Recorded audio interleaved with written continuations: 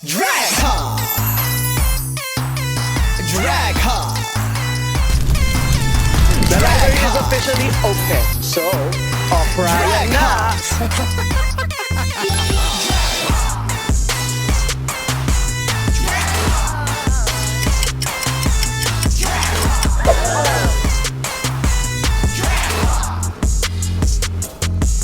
Drag her! Welcome back to another episode of Drag, the newest, the freshest, and the gaggiest Drag Race Philippines recap series.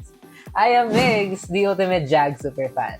And joining us today in our season finale is the newly crowned Drag Cartel winner. Please welcome, Bubble Pop! Hello! Diba? Ito ang bumban. Hello. Thank you for inviting me here sa iyong sayang show. Sayang show! Period. How are you doing today po? Ito, kakatapos ko lang sa work and then pagka-uwi ko, pengkay agad para sa drag ha.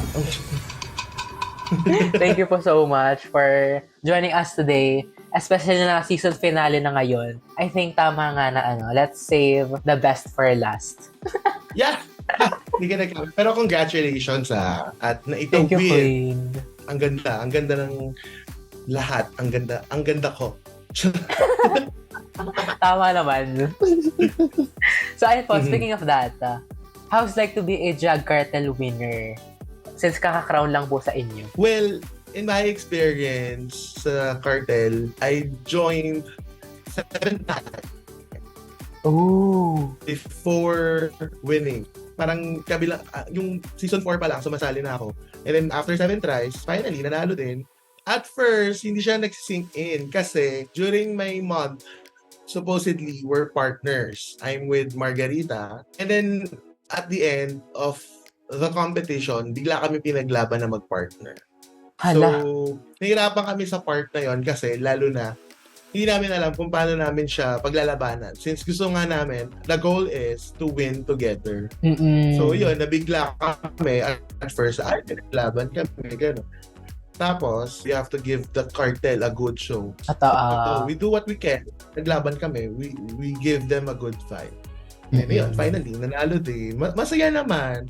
Pero yun, at the same time, kinakabahan na rin ako na malapit na rin yung All-Star Season 5. I think sa February na po yan ang All-Stars, di ba? Yeah, month of February. Makakalaban. Nakaraan mong guess. Mm. Sila Salmonella Maxi. at si Ate Mo. Good luck, Well, hindi Queen. naman ako kinakabahan sa Sabi nga ni Arizona dito sa finale, kinakabahan ako para sa kanila. Ganun na lang. Kasi nasabing ganun ako kay Salmonella. Joke lang. I love my ate Salmo. I love my ate. Period. So, ang win nyo pala ay parang bittersweet. Since na-mention nyo nga po na ganun ang nangyari. Oo, ganun. Ganun na nga. Si agree. Hindi ako kinakabahan. Mataas lang yung dede ko ha. Mukha akong sorry, baka maalis ng YouTube ko. Mukha yun. Pero ayun po, since ikaw na po ang August winner ng Drag Cartel, how was your reign naman po as a winner? Well, honestly, hindi ko naman siya masyadong na-feel. Masaya siya, oo. Maraming nagbukas na opportunities. Mm-mm. Tapos, and sobrang happy ako kasi nga, after so many tries, finally. Nakuha ko yung crown ng cartel. Period. Ang dami ko sinasabi. Akala ko na, Diyos ko. Pero ayun nga, since season finale na po ang episode natin ngayon, syempre very perfect po na ikaw ang guest host natin. Dahil finally, magkakaroon na tayo ng Philippines Next Drag Superstar, di ba? It's not the dress. Before we talk about the grand finale, let's first look back from Season 2's run. So at the start of the season, Queen, who did you root for? Like regardless sa top 4 ngayon. Honestly, yung nilabas yung Meet the Queens, gustong-gusto ko si Jade and Arizona. Damn! Jade and Arizona because they're living their fantasy. And they're serving their drag so well. As in, parang nilalatag nila, ito yung branding ko, ito si Arizona, ito si Jade. So, which is amazing, 'di ba? Parang ang saya lang makakita ng mga extraordinary personality queens, 'di ba? Literal na one of one. Ika nga ni Miss Jade. One of one. The only one. Ganon. Diba? I think same din po for me. Especially nung nirelease yung promo looks nila. I think, syempre, dun tayo mag-base. And yun talaga ang naging highlight, mostly, si Miss Jade. And yung kay Arizona din, since naalala ko yung promo look niya, very alam mo yun, eye-catching. Correct. I think isa siyang kaktilata nun. Tama ba? Na parang, parang orange. Condom yung atake nung gown. Period. And speaking of that queen, how was Drag Race Season 2 naman for you? And what are some of your favorite moments po dito sa season? At the beginning, tama si Kat. Sinigaw niya, hindi tinanong siya. Describe Season 2. Drama. Talaga, sobrang daming drama. Season 2. Ano pong mga bet niyong drama pa? This season. Pag-usapan na natin dyan. Pinaka-affected ako sa lahat ng drama na included yung family ni Hannah Beshi. Kasi mas nakaka-relate ako doon. And Matilda. So, when it comes to family, if accepted or hindi, mas nakaka-relate talaga ako doon kay Hannah Beshi and Matilda. Yeah, on my part kasi, they know that I'm doing drag, but they don't want to see it. Alam mo yun, parang, just keep it to yourself. Just do it. Basta, muna papakita. So, nice side part doon. Siguro, let's save the drama sa Drag Race. Kung anong season naman lang. Manifesting for Bubble Pop sa Drag Race Philippines. Season 15. Pero yun nga, since na-mention nyo po, very sad lang na up to now, may mga drag queens pa rin, alam mo yun, na nag-exist na hindi pa po fully accepted of their families.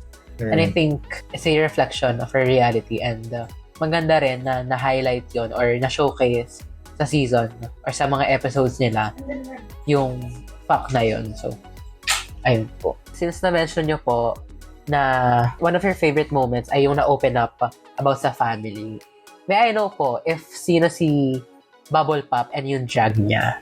Okay, Bubble Pop is actually a representation of sad reality of life. 'Di ba? So parang iisipin niyo, ay Bubble Pop, hala ang bubbly siguro ng personality niya, lagi siyang happy. No. Nabuo kasi si Bubble Pop na nireflect ko siya sa isang bubble na nagfo-float. 'Di ba ang bubble pag nagfo-float siya, na-reflect niya yung colors of the surroundings. And then suddenly when it pops, nawawala lang siya or nagiging dark. And then, ang bubbles naman, pag nag-float sa dark room, at the same time, dark siya. So, ganun lang yun. Parang life goes on. Sometimes, it can be colorful. It can reflect the colors of the surroundings or the world. But at the same time, it's dark and it's hard. And sometimes, you're lost. And that's okay. Diba? Parang yung gusto kong iparating sa mundo na it's okay yun. Diba? Hala, ang galing. May meaning pala ang Bubble Pop. Yes, may meaning si Bubble Pop. Hindi siya basta-basta na buo katulad ni ano. Charis. Nino Queen. Charot lang. Itago na lang natin siya sa pangalan. Joke lang. Joking aside, I respect all the drag. All types of drag, I respect. Period. Pero, ayun po. Siguro for me naman, ayan, mabalik sa favorite moments. I think yung sa drama din. Pero more on sa mga queens. Diba? Like si Verushka. I mean, hindi ko naman sa tinotolerate yung mga ano niya, yung mga ginagawa niya sa labas ng competition ng season. Pero ayun, nung nandun siya sa Drag Race, literal na siya talaga ang drama of the season. So, feeling ko nung na-eliminate siya, tsaka ko lang siya na-appreciate. Kasi, grabe, like good TV talaga si Verushka. Kahit sabihin natin problematic siya dun sa labas ng Drag Race. Ayun, no? One of my favorite moments. Si Verushka. Okay. Charot lang. Ang take ko naman dyan is no comment. Sending love na lang, ganon. Sending love to you. World peace. Kasi may camera. As a world peace queen, ganon. Oo. As an advocate for world peace. So ayan, moving on na po, Queen. So our grand finale finally started with Mama Pau's performance, joined by the eliminated queens. First off, how do we feel about Mama Pau's performance, diba? Like nasa ano pa siya, motor ganon. Si Mama Pao, very powerful talaga siya mag-lip sync. Alam mo yung bibig niya. Nandun na talaga yun eh. And then yung fierceness ng face niya. Sa production-wise, I think hindi nila masyadong na-maximize yung buong stage. But overall, maganda naman of course. Siguro to compare lang sa naunang season, mas bet ko I think yung nauna. Pero ayun, it's nice na up to now, may ganun pa rin ganap sa finale and alam mo yun, nabigyan pa rin ng spotlight or ng airtime yung mga eliminated queens kahit eliminated na sila. That's the good thing. That's the good thing. And at least, di ba, nakapag-showcase again yung mga queens natin. Totoo. And yan, speaking of them queen, I think let's do a toot or boot sa mga eliminated queens nila since showcase nila ang kanilang mga looks this finale. Okay, let's do a toot or boot. Toot is yes, nice siya. Boot is no, haha. Just a fan survey. bilang advocate ako ng world peace. Tingnan natin. Sige. Nicole Pardo in her Cebu drag. What do we think of her? Toot or boot? Cebu drag. Sige, buena mano. Itoot natin si Nicole Pardo. Period. Do we agree na siya ang the face of Cebu drag? Oo naman. Agree kasi naman. Kasi if that's her style, then so be it. Quezon City. Syempre mahihiya ako. Hindi ko gagawin yun. I mean, for me, toot pa rin siya. Pero if they were instructed to showcase their best drag here, which I don't think yun yung sinabi sa kanila, I think maybe mas ma-elevate pa yung look ni Miss Nicole para ma-highlight talaga yung face of Cebu drag. Okay, next queen, Astrid Mercury in her Nazareno realness. Toot or boot? Ang hirap-hirap talaga pagka Hindi ko alam kung paano nagagawa ng ibang queen mang toot or boot. Lalo ngayon hindi blended yung contour ko Diyos ko, sobrang pagmamadali ko. Pero, chini-change topic. Sobrang bait ba ni Bubble pa? Mabait or plastic? Tiyan! I-shade ko yung sarili ko. Hindi, talaga, nakuha niya yung structure ng buong katawan niya from head to toe. Maganda yung gown niya eh. And basically, maganda naman kasi talaga siya. I have to agree po. And I think for me, toot din siya. Kasi I think this is new for Astrid Mercury. And to see her na nakaganto, I mean, that's a toot for me already. So, ayun po. Okay, next queen. Miss Tiny Deluxe in her pink gown eleganza. How do you feel about this? I love her drag during that runway. Sobrang ganda ni Tiny. As in, bagay na bagay sa kanyang color pink. Alam mo yun? Yung parang naka-lock in sa kanya yung ganong color. Parang, hala, perfect, plakado, in shape, naka-cinch, diba? Ganda ng makeup, ang ganda. Ang ganda niya. Toot na toot. Ayan. Period. Toot na toot for Tiny Deluxe. I think very underrated siya when it comes to looks. Kasi 'di ba, parang hindi siya masyadong na as look queen. Parang more on siya, like singing ganon. Pero I think deserving si Miss Tiny na matawag na look queen kasi her looks. Oo, ganon. Especially yung makeup, grabe. Hands down. Ang galing. Okay, moving on to Miss Verushka Labals and her pull-out couture. Honestly, Migs, no? Pagdating sa pull-outs, wala akong problem dyan. Yes. Wala akong problem. Pero kasi, if they are, alam mo yun, pag na-pitch sila na do your best drag, parang ang hirap naman na makita na magpo-pull out ka. to describe your best drag, di ba? Diba? Like what I said, drag is a form of art and expression. And then when you do drag, you express your art. And then pag nag-pull out ka, tapos pinapa-describe sa yung drag mo. So ano yung sense ng creativity? Real. For example lang sinabihan ako na mag-best drag. Tapos bigla ako bumili sa Shein.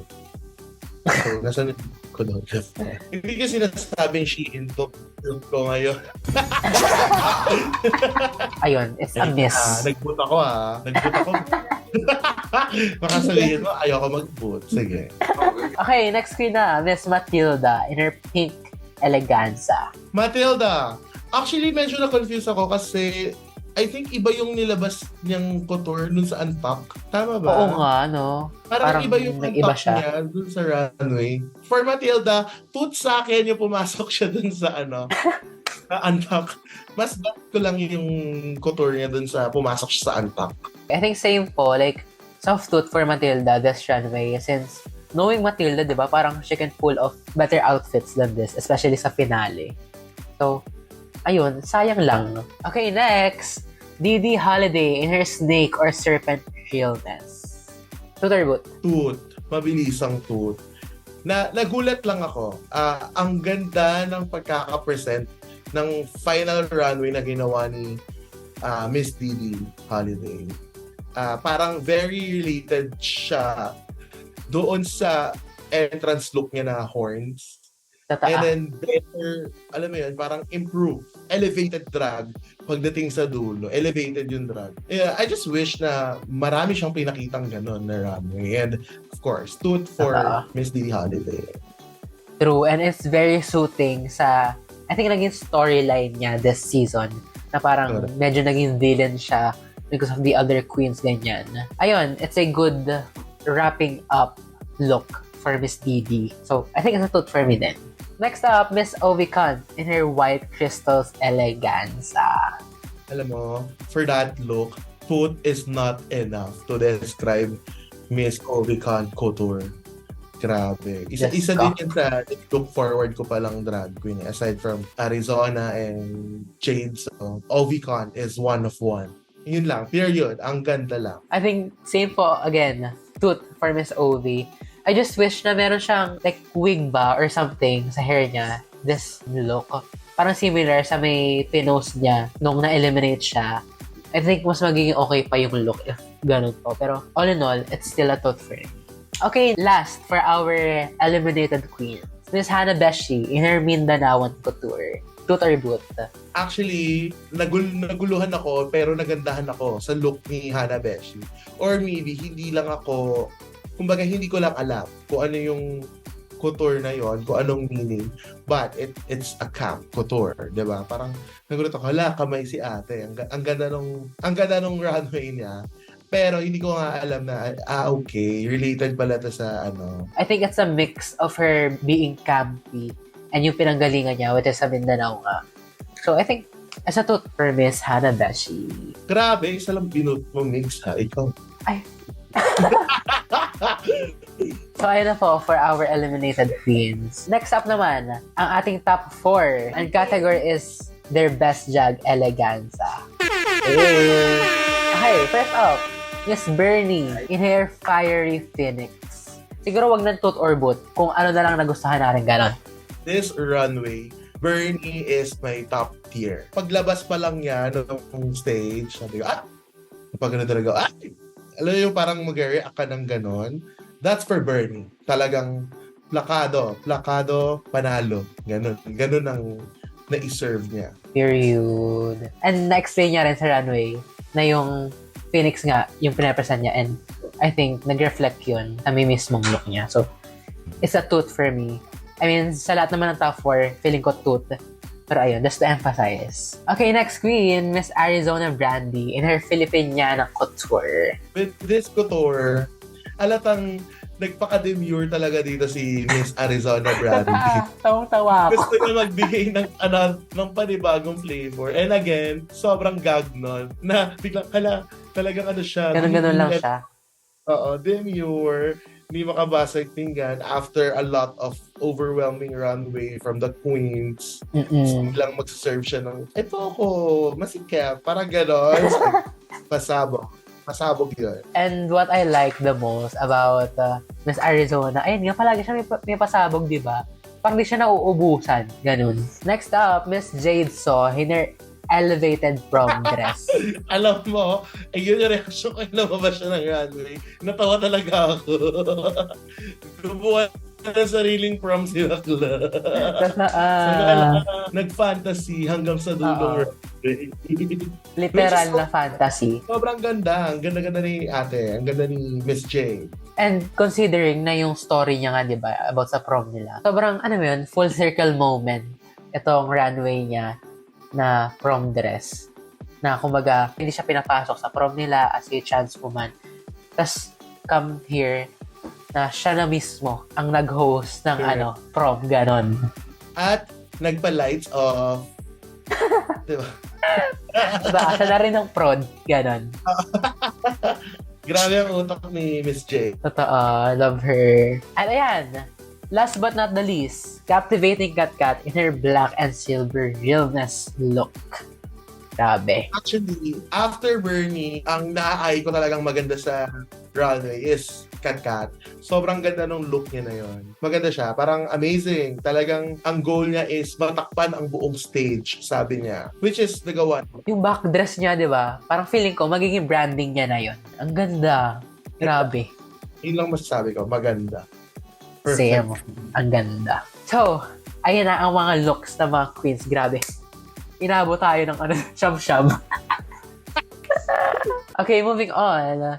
So, the queens voted for the Miss Congeniality title. And the winner was Hannah Beshi, crowned by Season 1 Miss Congeniality, Lady Morgana. Eh, do we agree na siya ang Miss Congeniality? Oo naman, Diyos ko. I mean, makikita mo sa Antok, nahawakan niya yung mga katabi niyang queen during lip sync battle. Ang sweet niya. Very talaga si Hannah Beshi. On brand ang name niyang merong Beshi. And nakakatawa lang na parehas sila ni Lady Morgana na province girls, gano'n. Mga probinsyana. Nakakatawa na parehas silang naging Miss Congeniality. So, to Miss Hannah Beshi, very deserving po. Congrats. Congrats. Hindi ako makapalakpak. Wala akong koko pang basketball player. Ay ko. So, ayun na nga. In the main stage, Mama Pao welcomed the top 4 and she announced na dare to compete head-to-head in a lip-sync smackdown for the crown. How do you feel about this queen na ganito ang setup? Yan ang pinaka-inaabangan natin lahat every finale. Kasi dyan talaga makikita kung sino yung deserve. Yan, umpisahan natin dun sa unang nag-lips. Bernie and Kat, diba? Yes, ayan. What do we think about their lip sync? Grabe. Their lip sync, actually, yung in-announce na sila yung magkalaban, sobrang nagulat ako. Kasi yung gulat ako, yung ganon. Parang, hala, pinaglaban agad yung power queen na. With that lip sync, Bernie did so well. As in, power dance, plakado, perfect. Pero kasi, I think, talagang deserve din ni Kat na manalo sa battle na yon because mas polish yung naging performance ni Kat. And then, I think mas nasa timing lang din yung reveal ni Miss Kat. I have to agree din po na I think it's a close fight between them. It's just that mas malinis tignan yung naging lip sync ni Kat. And then nga, na-mention niyo po, in sync yung mga reveals niya compared to Miss Bernie. So yan, moving on na po to the second lip sync, which is between Miss Jade and Arizona Brandy. How do you feel about their performance? Grabe. Alam mo, gusto ko matry lumunok ng contact lens. It's the next thing. It's the next big thing. Correct. Parang ngayon. Sample At queen. again, nakita ko naman yung kamay kong walang kuko. Ayun. Sobrang deserving ni Arizona. And at the same time, ang ganda naman ni James kasi doon. And then, Totoo. she did her fantasy during the lip sync, which is the important thing. Sayang lang na hindi fully napakita ni Miss Jade yung performance level na gusto niyang ipakita dahil siguro sa sa look niya. Feeling ko medyo hindi siya nakagalaw because of that. And also siguro factor din na ang daming gag or camp nung kailangan. Oo, kasi to relate it, doon, every time na nagkakartel ako before, every time na makakaramdam ako na may stand queen sa kabila ko, sa gilid ko, kinakabahan ako or nararatel ako. Kaya, several times din ako sumali. Iba-ibang drag queen yung mga nakalaban ko. Iba-iba atake nila. Kaya, what I did was, I focus on my presence pagdating sa stage. Parang regardless kung may props ako, kung meron akong, alam mo yon, kung meron akong pasabog. But nothing against sa may mga props and pasabog. Of course, I love that gag. Especially yung ginawa nga ni Miss Arizona. Sobrang tawang-tawa talaga ako doon. To the point na minumura na siya ni Kalad Karen, di ba? Yung mura niya, talagang ganun eh. Sound effect na rin ako for myself para minapurakan yung editor niya. Thank you, Queen. Asan, all-around Queen, ganon. I think, yun nga, ganon na nangyari. And, grabe naman kasi, si Miss Arizona, Diyos ko, diba, grabe ang mga performance niya, hindi talaga siya nawawala ng pasabog. So, ayun. Papanoorin ko na lang si Arizona kung ako kasi grabe, sumuko. As in, makikita mong gustong-gusto ni Arizona na manalo against kay Jake. Not the dress. Ayan. So, the time has come to crown the Philippines' next drag superstar na. And nag-compete na nga si Katkat and si Miss Arizona. How do you feel about their SmackDown for the crown? Sobrang galing ni Precious Paula Nicole talaga. Siya ni Marina Ay, season 2 pala! Season 2 na tayo, oh my Queen. God! Mali yung na-review Gising na. wait lang. Kasi naman, ang laki ng sus. Sa lahat ng utak. Kaya, kidding aside, makikita mo doon yung gusto ni Arizona na manalo. Stanza pa lang, bibig si Arizona. Diba? Ako kasi, first time kong napanood yung lip sync, I was rooting for Arizona. And then I repeated, ulit-ulit ko talaga, siguro twice kong inulit. Sabi ka, okay. Katkat did so well. Talagang timing din lahat ng pasok ni Katkat. Wala siyang nilabas na thing or pasabog na hindi on time. On time talaga. Kasi compare... Ito magiging medyo critical. Talagang sobrang sync nung performance ni Katkat. Kaya, sabi ko, okay, malinaw. At least, diba, malinaw sa viewers na deserve ni Miss Katkat. And ayun, parang may nabasa nga po ako online na she knew when to pick si Katkat, diba? Parang yun talaga ang naging niya, panlaban niya dito sa SmackDown. And ayun po, yung sa performance niya na ni-raise niya ang chance flag. I mean, same na po with Miss Arizona with the queer flag, ayan. Siguro na lang din, like, very powerful nung naging message nilang dalawa. And ayun, it's a close fight, very close fight between the two. So with that, ayan na, Mama Pao announced that the Drag Race Philippines Season 2 winner is... Captivating Katkat. Deserve. Like, basing it sa lip sync and sa track record ni Katkat. I mean, doon sa dalawang things na yun. Complete runway looks. Yeah, Katkat. Deserve ni Yeah, Katkat. like, based solely sa competition, I think si Katkat ang winner talaga. Kudos to Arizona. She did so well. And I'm so proud of Arizona. As in, alam mo yun, habang tumatagal yung competition, nag-grow siya, nag-grow, and until now, nag-grow pa siya ng mas nag-grow. Period. So, ayun po, Queen. I think that's it for our episode and for the Season 2 itself. Grabe, what a season. Diba? And sa Season 3, I hope nandun ako. Malayo-layo pa ang tatahakin ng Pop. And sa susunod na season, I hope ma-showcase din ng mas malala ang Filipino drag community. Drag is drag. Diba? And ayan, siguro mention na lang din natin na it's sad na kung kailan nag-crown tayo ng next drag superstar in the Philippines, like same day, na-arrest din si Miss Puraluca Vega, like Drag Dance Season 1 contestant. And parang ang hirap mag-celebrate since alam natin na ganun yung political climate here in the Philippines. And meron tayong competition but at the same time, in the real world, ginagawang crime ang pagiging drag queen. Ayun po, it's very sad. How do you feel about this queen? Especially na ikaw po, isang drag queen. Yun nga, like what you said, nagkasabay, no? Meron tayong platform to celebrate the drag. And then at the same time, nasabay na nag-crimes yung art natin, ay namin, or ng community natin. Personally kasi, I know Puraluca Vega. And kung meron mang mabuting tao, siguro, mas mabuti siya. Ganon siya kabait.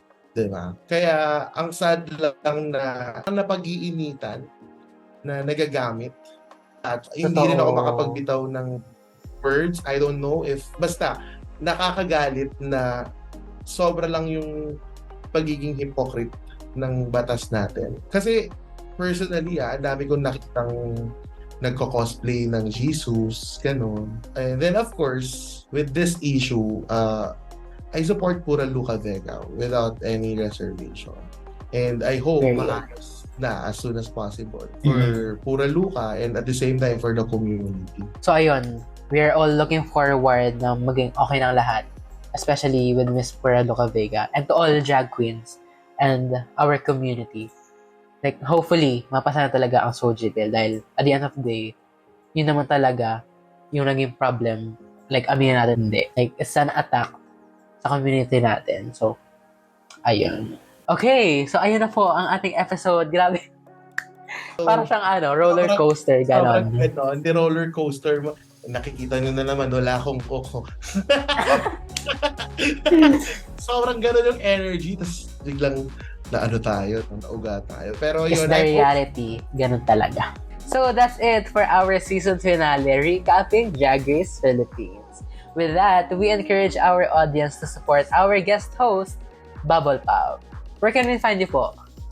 Thank you. Of course, you can follow me in my social media. Ganon. Hindi sure sa gagamiting English. Follow nyo ako. This is Bubble Pop sa Instagram, sa X, sa TikTok. You can follow me there at This is Bubble Pop. So ayun, I'm happy to be here sa show nyo. Mix, thank you. Thank you for this platform na nasa-show ang talento ng local drag scene, diba? Tama. And with that, we encourage our audience to tip our local queen. So, nandyan po sa screen ang QR ni Miss Bubble Pop kasi very deserved na tipan ang mga local drag queens natin. Ayan!